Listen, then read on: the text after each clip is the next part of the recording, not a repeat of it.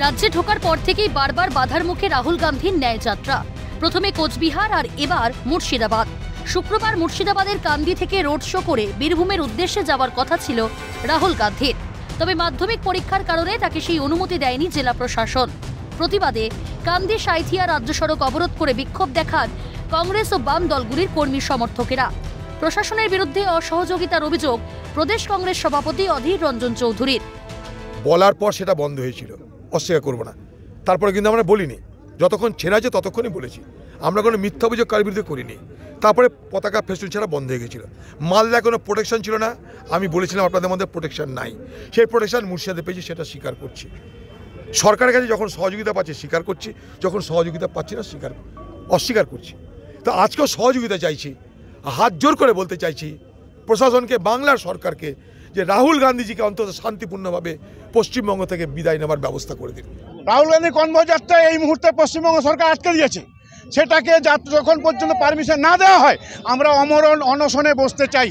আমরা সেই ব্রত নিয়ে সমস্ত কর্মীদের নিয়ে আমরা এখানে আজকে অবস্থান করলাম। দেখুন, রাজ্য সরকারের কোনো সহযোগিতা নেই, উনি বিজেপি দালালি করছেন। আজকে অধীর রঞ্জন চৌধুরীকে আটকানোর জন্য, রাহুল গান্ধীকে আটকানোর জন্য উনি যে ধরনের বিজেপি দালালি করছে তারই প্রতিবাদে সারা মুর্শিদাবাদ জেলা না সারা পশ্চিমবাংলা আমরা একই রকমভাবে অবরোধ করতে চাই। পরে প্রশাসনের তরফে যাত্রার অনুমতি দেওয়া হলে অবরোধ তুলে নেন বিক্ষোভকারীরা। এরপর কান্দি থেকে বীরভূমের উদ্দেশ্যে যাত্রা শুরু করে রাহুল গান্ধীর কনভয়।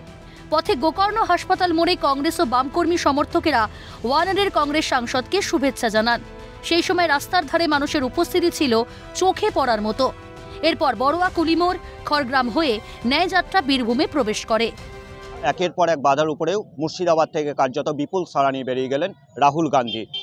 গতকালকে কান্দির নবগ্রামের হাজারপুর গ্রামে রাত্রি বাস করেন তিনি, এবং আজকে সকালেই প্রথমে রাজ্য সরকারের পক্ষ থেকে পুলিশি বাধার মুখে পড়েছিল রাহুল গান্ধী এই ন্যায়যাত্রা। যদিও তারপর পথ অবরোধের পরেই কিন্তু সামিল হয় ন্যায়যাত্রাতে এবং পুলিশি অনুমতি মেলে। তারপর কার্যত কান্দি মহকুমার একাধিক জায়গায় বড়ুয়া সহ বিভিন্ন মোড়ে মোড়ে মানুষের ঢল, কর্মী সমর্থকদের ঢল এবং সাধারণ মানুষের ঢল।